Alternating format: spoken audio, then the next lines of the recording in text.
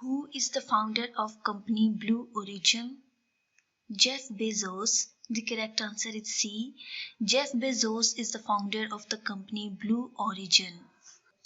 The peace agreement between Israel and United Arab Emirates was mediated by the President of United States. The correct answer is D.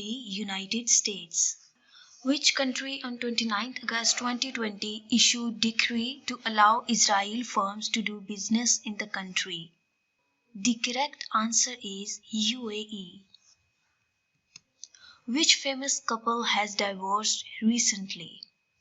Bill and Melinda Gates has divorced recently. Recently, in which country pro-democracy books were removed from libraries? Hong Kong. Recently, in Hong Kong, pro-democracy books were removed from libraries. Line of actual control is a disputed border line between China and India. The Paris Agreement of the United Nations Framework Convention on Climate Change is to limit global warming well below 2 degrees centigrade. Aksai Chin is a disputed area between China and India. Who is current Secretary General of the United Nations? Antonio Guterres.